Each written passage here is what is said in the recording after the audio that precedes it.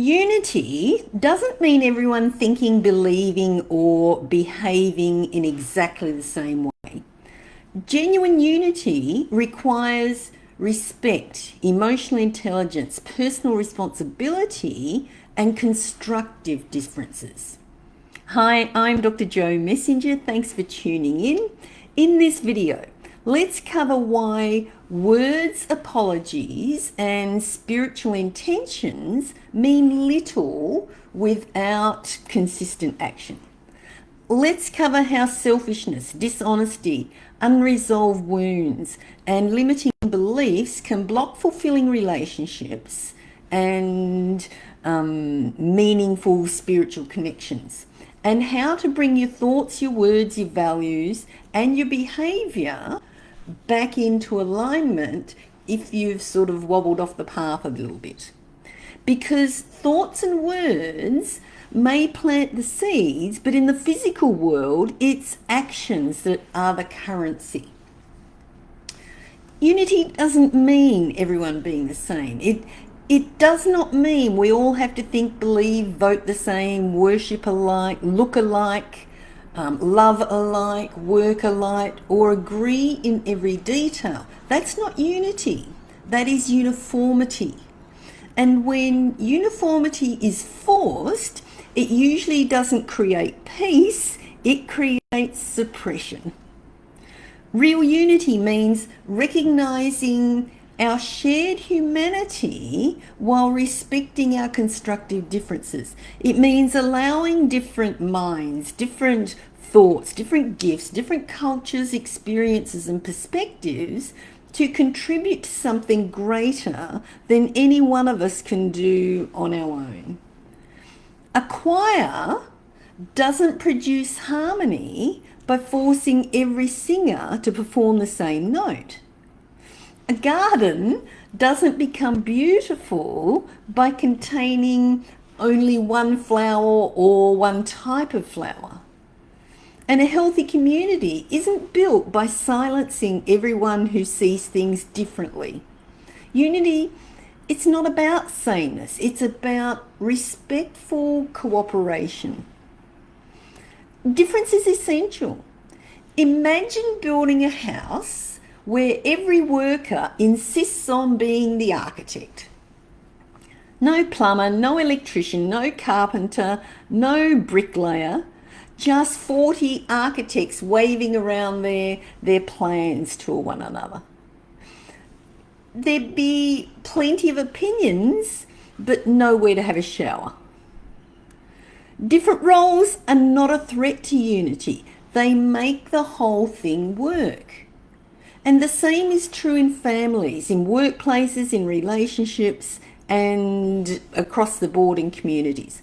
One person may be highly analytical. Another may be deeply intuitive.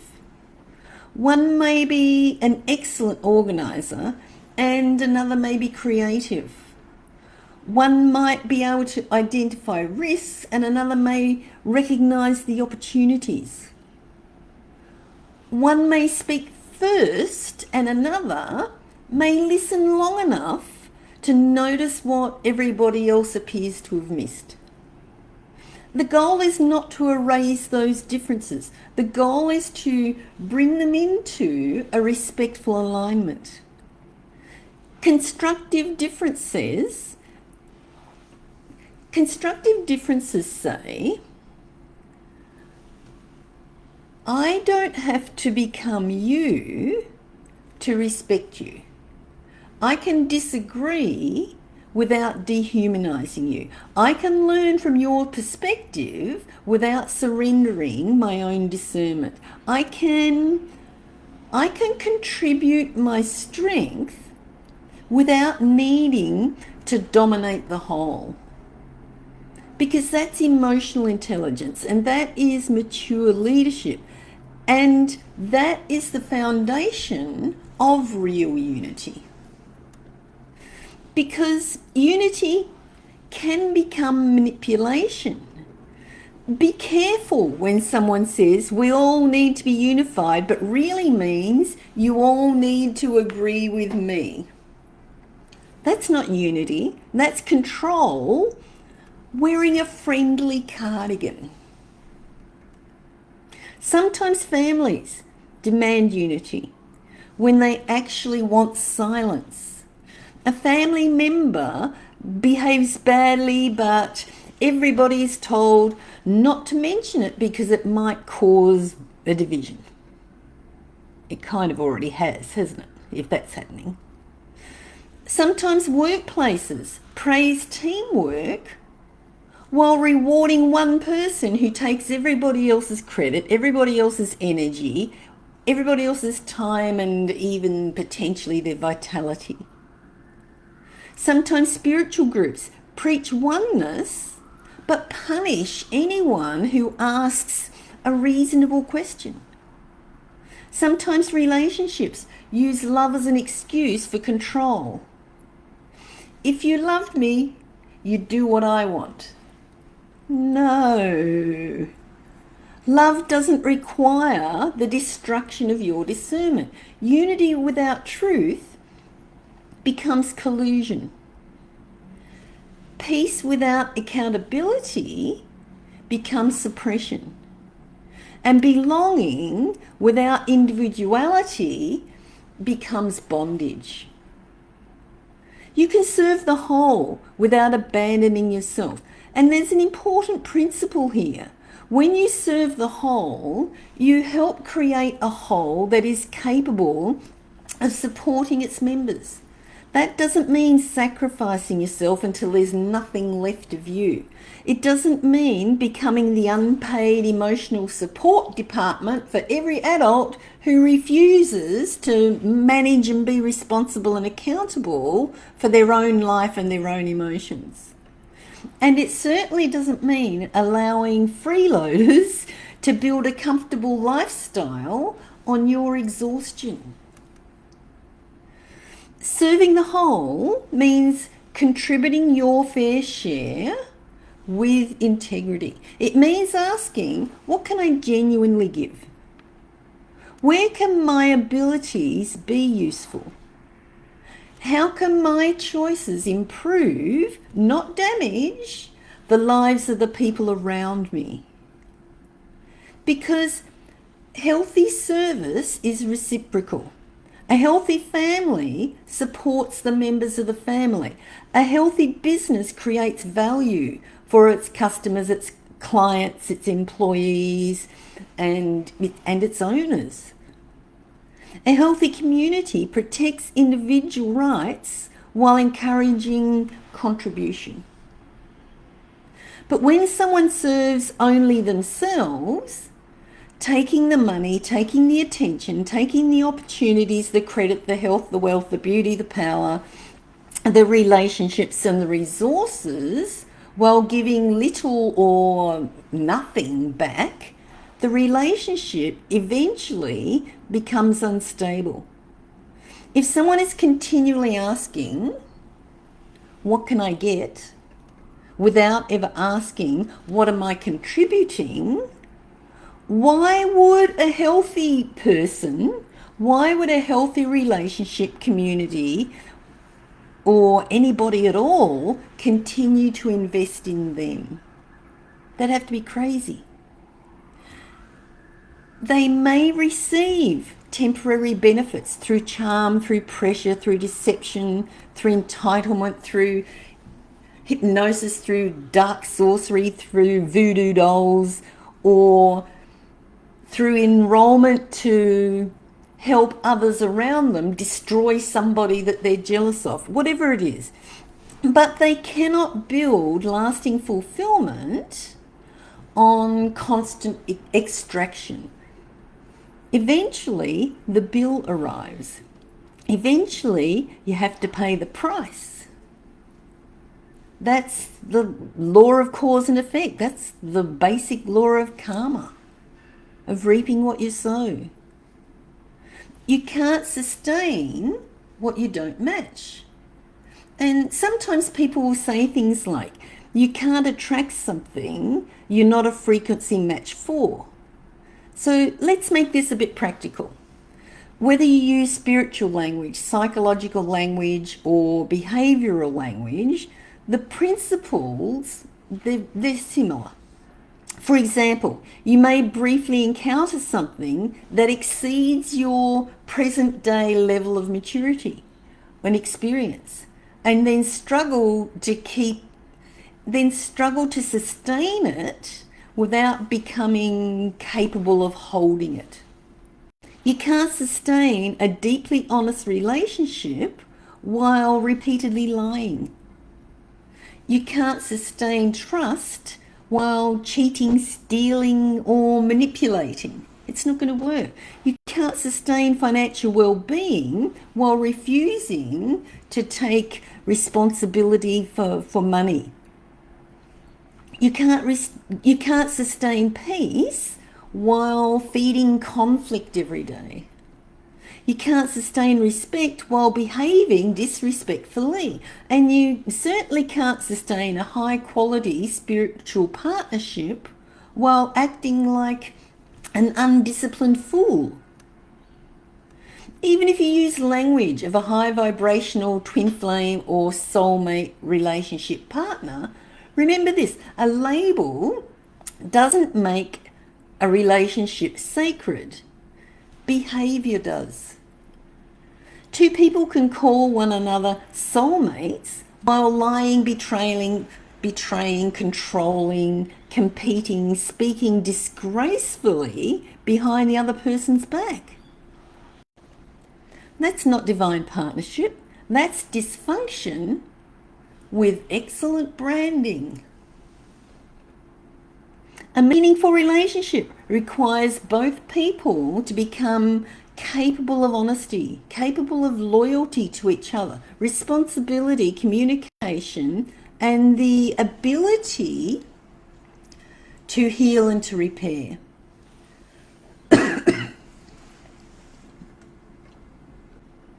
You don't manifest a healthy relationship by saying the right affirmations but still behaving in ways that destroy safety. You become a match through your character. And it's essential to remove what blocks our real self, our true self, our inner being, our higher self, our authentic self. Because your higher self is not something that you have to manufacture from scratch. Much of the work involves removing what obstructs it. Removing the fear, the shame, the arrogance, the entitlement, the resentment, the dishonesty, the guilt, shame, blame, addiction, the stronger, harder, faster, the need for approval, the need to control, old family conditioning, unresolved betrayals, the belief that for you to win, somebody else has to lose. It's essential to clear the limiting thoughts and emotional patterns that prevent your authentic self from expressing fully. Imagine a light that's covered in layers of dust. You don't have to reinvent the light. You need to clean the glass. Your soul doesn't need you to learn how to shine. You need to remove the beliefs and the behaviours that keep blocking it. But be careful here. Removing blocks is not a substitute for action. It's just a step.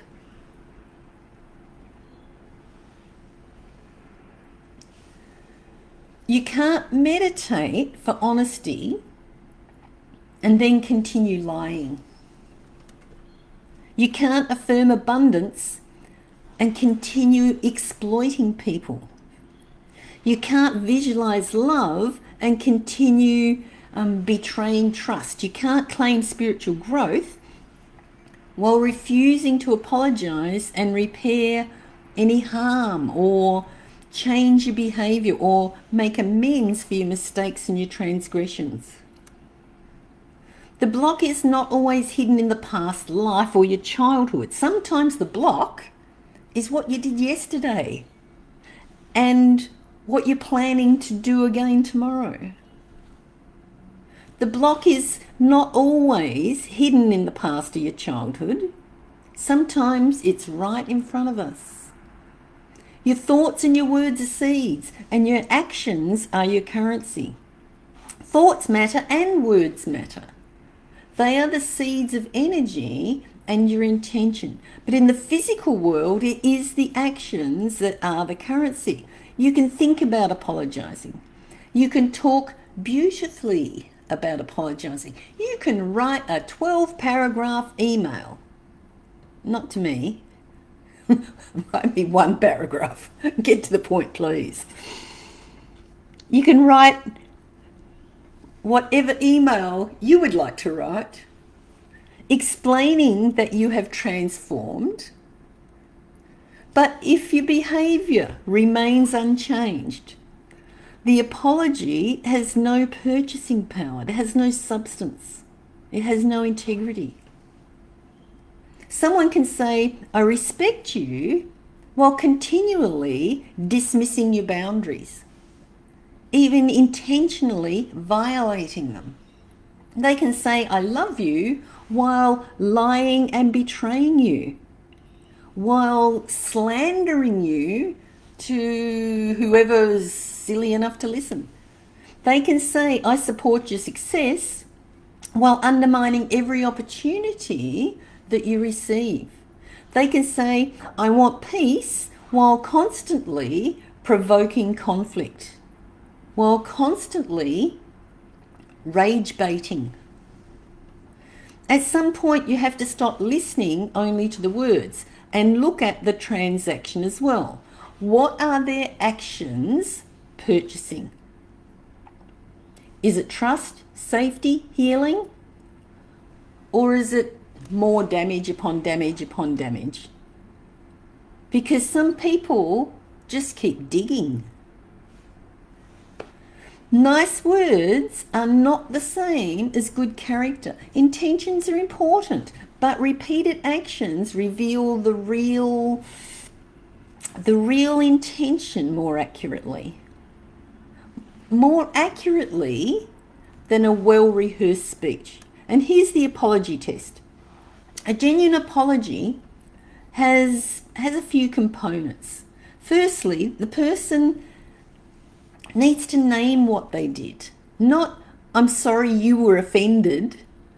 That's not an apology. That's a small insult wearing an apology costume. A real apology says, I did this. Man up, woman up, wear your big person pants. Second,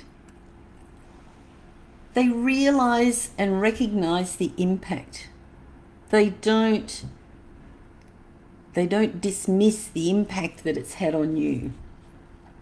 Thirdly, they take responsibility without blaming the victim, without blaming you, without blaming alcohol, without blaming their childhood, without blaming Mercury retrograde or an unusually emotional Tuesday.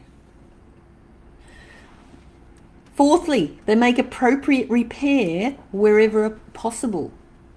They try and fix the damage. And fifthly, they change the behaviour. Because if they haven't changed the behaviour, well, it was just lip service, wasn't it? Wasted everybody's time. Without changed action, the apology is merely another performance. Forgiveness may release the past, but it's the changed behaviour that protects the future. So what can we do about this? Here's a 3-step alignment practice that you can start applying now today. Step 1 is to identify the incongruence. Where's the mismatch? So just choose one area of your life at a time. So whatever. Health, money, career, relationships, family, community, spiritual connection. Pick one. And ask yourself, What do I say I value? And what do my actions demonstrate that I value?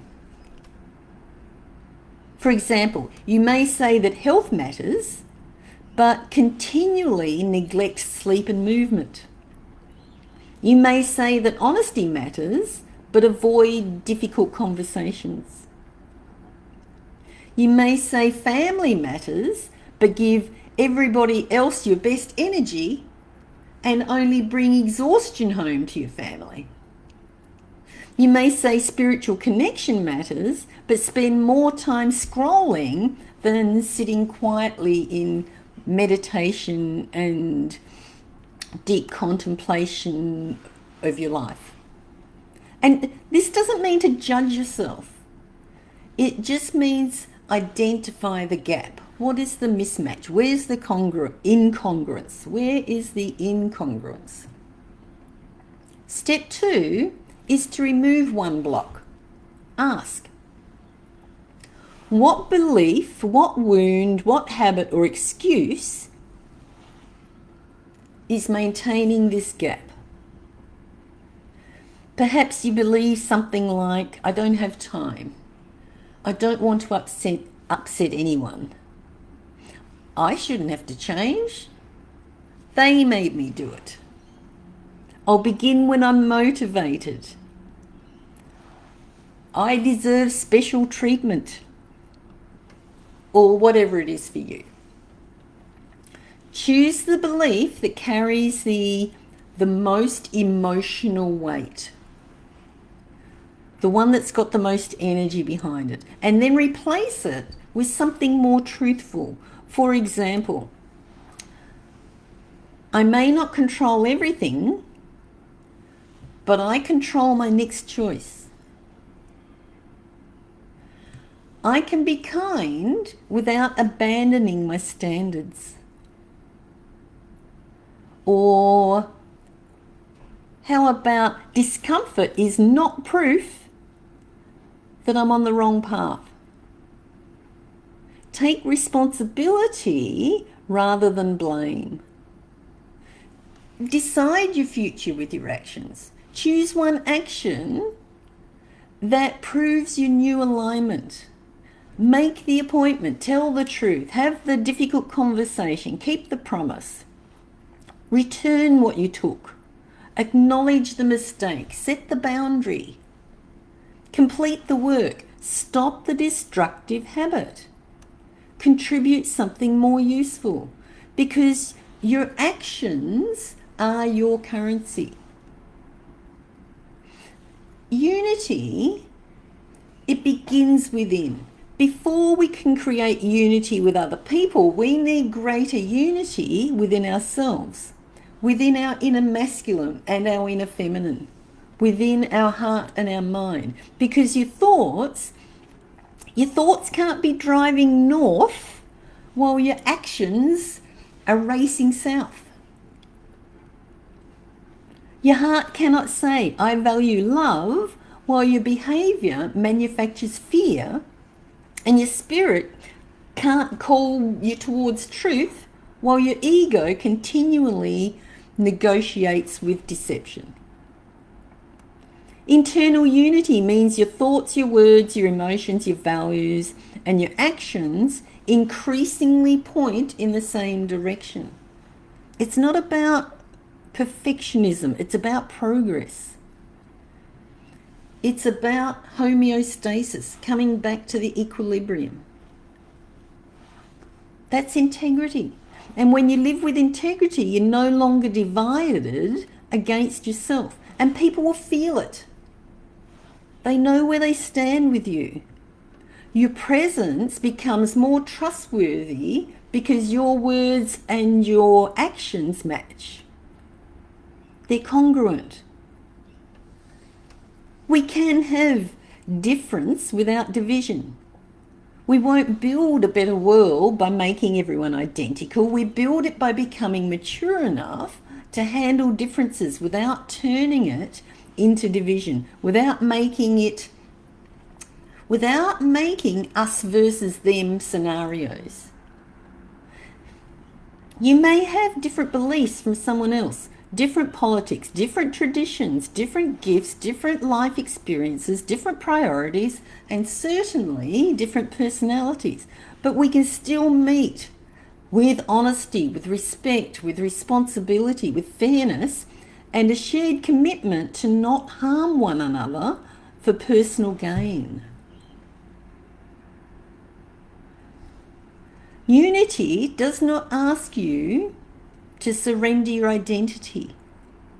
It asks you to bring your best, most healed, and most responsible identity into the whole, not to dominate, not to disappear inside it, but to contribute to it. If you'd like greater love, become more loving in your actions. If you'd like more honesty, become more honest. Start with yourself. If you'd like more loyalty, practice loyalty without being a doormat. Practice loyalty to yourself. If you say you're going to do something, do it. If you're not going to do it, don't say that you will. It's dishonest to yourself. It's dishonest to your soul. If you'd like more respect, act responsibly. Act respectfully. If you'd like a more conscious partnership, become conscious enough to sustain one. Clear the beliefs, the wounds, the behaviours that block your higher self. Let your thoughts plant worthwhile seeds. Don't be planting weeds. And if you have planted weeds, pull them out. Plant something else instead. Let your words communicate your intention, but let your actions prove who you really are. Because thoughts and words may begin the process, but it's your actions that are the currency recognized by the physical world that we are currently in. See you in the next one.